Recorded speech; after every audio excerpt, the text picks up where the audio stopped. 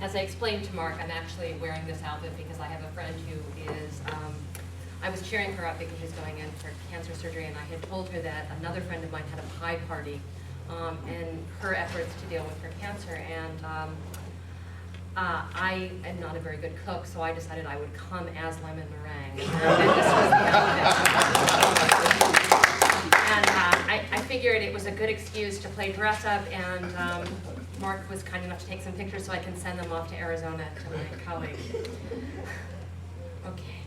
Well, thank you, Louis, and it's kind of a hard act to follow. And I actually wrote some remarks, and I'm going to read them. I will try to do so with some gusto, and at least I'll keep you awake with the yellow. I was asked to sort of talk about thinking through memory, and what I want to say is that this is a meditation, a commemoration, and a missive. So I've been asked to talk about the work of memory, the role of memory in our work and in our lives as scholars, teachers, students, and activists. More specifically, what does it mean to think through the lens of memory about Jewish pasts and Jewish futures from the present? When Louis initially asked me to speak, I imagined a brief introduction only, to realize that later I would indeed share this session with him, which is itself an honor. And so I began to put together this talk, and when I did so, I began to think about the nature of memory, the way we remember and forget, and the interplay between these things. And this got me thinking about a book I just read, a book very much on the topic of Jewishness and race, and I really highly recommend it. I have a copy of here. This is Eliza Slavitt's book, Racial Fever, Freud, and the Jewish Question, which just came out this year. And in this book, Slavitt has a great deal to say about memory and its relation to race, specifically in Freud's writing, and especially his final book, Moses and Monotheism. Through this text and its various intertexts in both the Freudian corpus and the work of his many interlocutors, Slavitt addresses the role of memory as an inheritance, focusing on, among other things, his conversations with Derrida, with Lacan, and with Yosef Hayim Yerushalmi, and some of you know his work on memory. What drew my attention really was the fourth chapter of Slavitt's book called Secret Inclinations Beyond Direct Communication. In part, what Eliza argues in this chapter is that Freud challenges many of the ways we think about the way Jewish memory is transmitted. And she explains in these ways, Freud gets into the thorny issues of heredity, race, and even telepathy. But for today, I don't want to get into the specific arguments about these issues, nor do I want to address the merits of the specifics of either Freud's complicated position on these matters or even Slavitt's shimmering analysis. Instead, what I want to do is build on a set of insights about these matters that Eliza raises in this chapter, a set of reflections that asks us to think again about the work of cultural transmission and in the ways that memory works. In her introduction, she explains, quote, the question of whether Jewishness is always transmitted to the future is compared to the famous literary debate between Jacques Lacan and Jacques Derrida about whether, quote, the letter arrives at its destination. Freud suggests that to be Jewish is to be caught up in an interminable process of transference that threatens the borders between past and present and between self and other. Such phenomena, he suggests, may be more powerful the less they are suspected, unquote. What I want to think with you all about today is the kind of indeterminacy expressed here, as well as the longing and the persistence of these desires to remember. As I read it, and this is the tenor of the exchange between Lacan and Derrida, and I know I'm using these high culture references, but I want you to know they have something to say to all of us. Memories are a bit like letters we keep sending, and although we carefully address them, we do not have control over whether or not they arrive, who gets them, who reads them, how they are read, and what happens to them later. They are all out there in play. As Eliza first discussed it, there's something uncanny about this process, and she looks to Derrida's haunted theory of transmission, his gloss on Freud, configured quite literally in terms, and she does this beautifully, and it makes it accessible. A text that Derrida wrote called The Postcard, to draw our attention to this process. According to Eliza, Derrida's text is a conversation with the ghost of Freud. Derrida's text brings together Freud's own letters and texts with speculations of his own. Derrida re-enters the conversation belatedly. He rereads letters that were not addressed to him, old letters, and revives them and recirculates them. And in so doing, he helps us see Freud's thought and ideas anew from the perspective of Derrida's own present.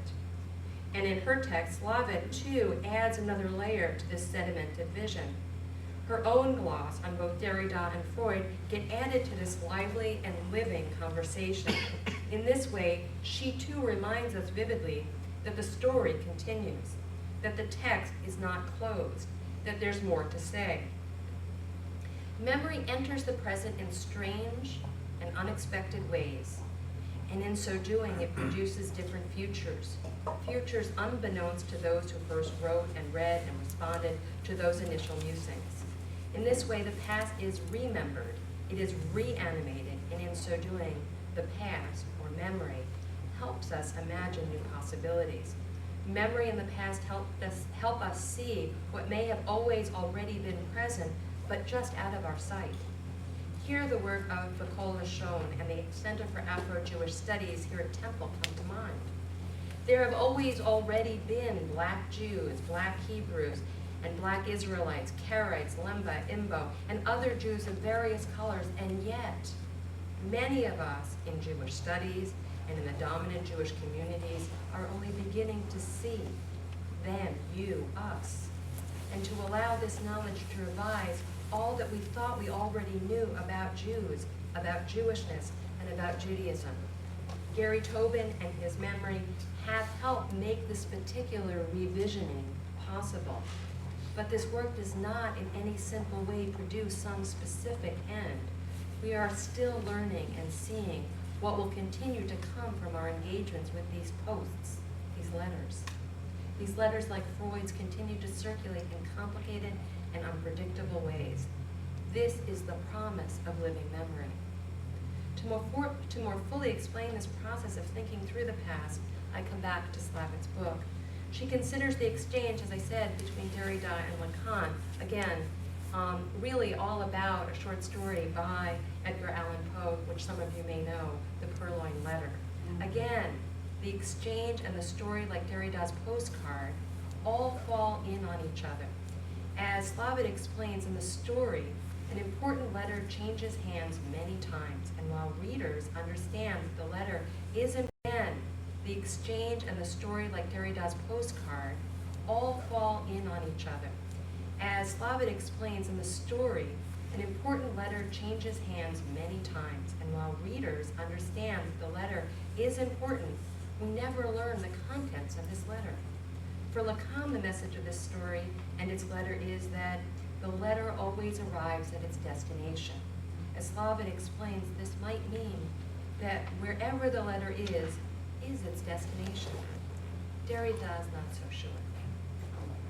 In response to Lacan, Derrida argues that he overlooks, meaning Lacan, quote, the possibility of sheer accident or irreversible loss, among other things which, according to Derrida, are also an inevitable part of such a postal vision.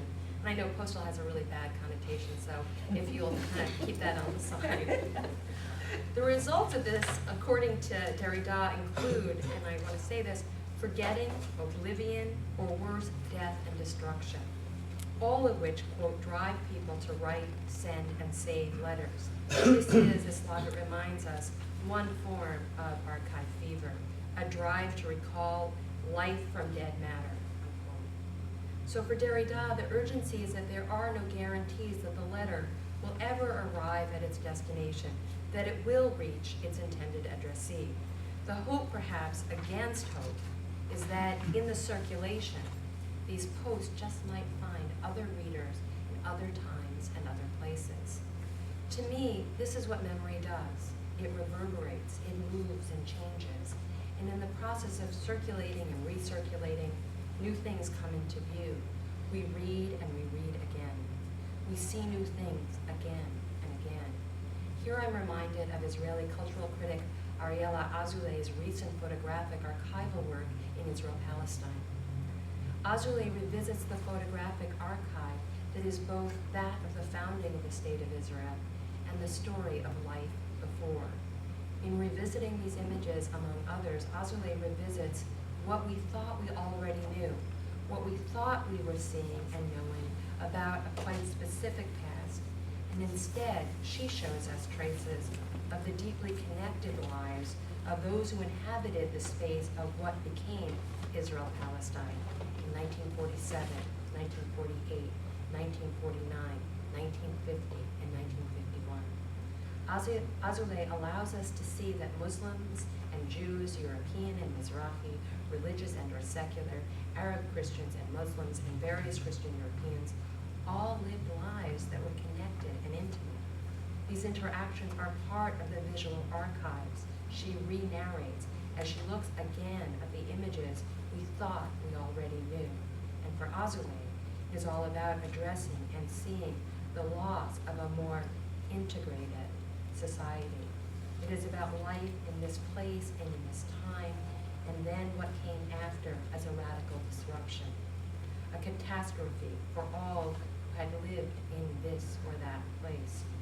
The catastrophe was for all and not just for us or for them.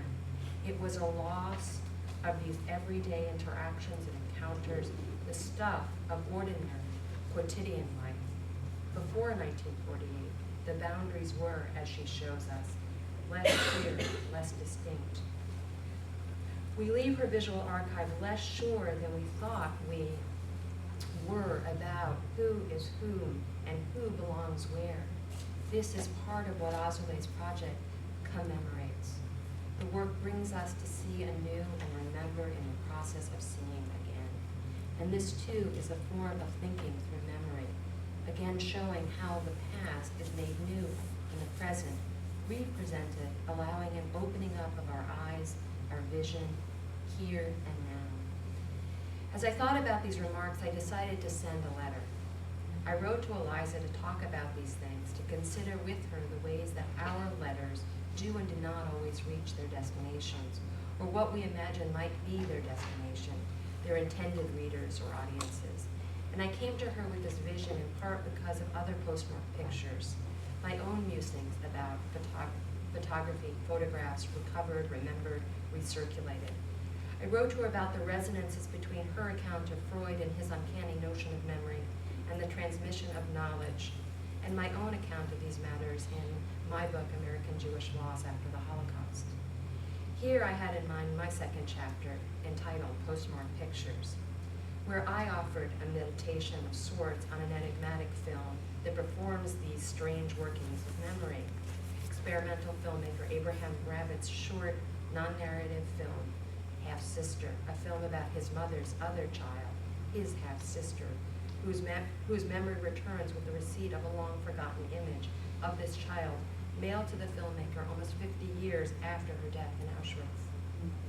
The film resonated for me with another image returned belatedly in my own family. A portrait of my father's parents, not the grandmother I knew, but the woman I was named for and had not known about, the mother who died when my father was a child. My book is about this return of memory and my own efforts to learn about this woman who was my grandmother, as well as the woman I knew as my grandmother, and the difficulties of piecing together any semblance of a story. Learning through my own experience that these efforts themselves produced not so much the past, but a new vision, a story out of the present about that other time, an impure, tainted vision of the long-for past. And to make that clear, I ended my chapter with a postscript, a letter to my dear readers, that itself tells precisely the tale I've been telling here about the letters that are memory, how they move through time and space, and what happens in that process. And I'm just going to give you a little taste of that, and I will end with that taste. So at the end of the chapter, I write, Dear Reader, this postscript, I'm editing it a little bit. This postscript is my belated engagement with the title of my chapter, Postmark Pictures. I had purposely delayed this discussion as a way of enacting the lateness that marked all of my engagements in this project. I did this to make clear that these kinds of engagements always come in some sense too late. And yet, despite this, I hope to suggest that in the end, for Rabbit, for me, and I suspect for many of us, the presence of loss, of specific losses, however inarticulate, have always been a presence in our lives. Even before we receive word of their particulars, we are often haunted. Our knowledge of the past remains sketchy. The traces retrieved, in Rabbit's case and my own, a letter and a long-lost image, allow us to touch what were hitherto completely inaccessible stories. In these cases, the haunting has been transformed. We know who and what we might be grieving. Rabbit powerfully enacts this haunting presence in his film. In a somewhat different way, with the help of Rabbit, I attempted to animate the image of my grandmother, to begin to imagine who she was, who she might have been, and how her death and the shame and secrecy surrounding her death shaped both me and my family. In this sense, like Walter Benjamin's Digger, I too have taken me and my family. In this sense, like Walter Benjamin's Digger, I have taken, and I have done this too, an image severed from all earlier associations and placed it within my own prosaic room of later understanding. And now the image and these words, I suspect, I send out to you, have been marked by my efforts to turn them over again and again, to look at them from a range of other angles. They have my fingerprints all over them. What I offer you is an image and a notion profoundly marked by my own ongoing engagements with them. Dear reader, what you now have before you is an image in the context of my book, covered with the traces of my desire to know, to understand, to make known, and to mourn this woman who was my grandmother. I have not placed her away in a gallery out of reach, but rather, like Rabbit, I've tried to make her come alive, and in so doing, to touch her. I've also asked you to touch her as well, to circle in closer with me. I imagine that in the process, perhaps you too have left your own fingerprints, or will, on this text, on these remarks, and the images, placing them in conversation with those who haunt your own imaginations. And so I find myself returning to the title of my chapter, Postmark Pictures. For me, the post is after, late in time, but it is also about something that circulates. And this is the uncanny part about this, because I wrote this in the book, that circulates as in the mail. It is something sent from one place to another, a package addressed to someone from someone else. It is about an exchange and a sharing. It is a form of connection, the passing on of property or information from one person to another purposefully. But going back to the belatedness of the post, for me, the return is late, perhaps too late. That which had been returned has become something else, and yet has been returned. In this case, the portrait of my grandparents belonged to those of us who now have access to it. In other words, it remains mine, but it is now, in some sense, also yours. Taking possession of this image or these thoughts, as presented here, come with the weightedness of those still inaccessible earlier associations, and with traces of all that has transpired since. In this sense, the image of my grandparents or Rabbit's half-sister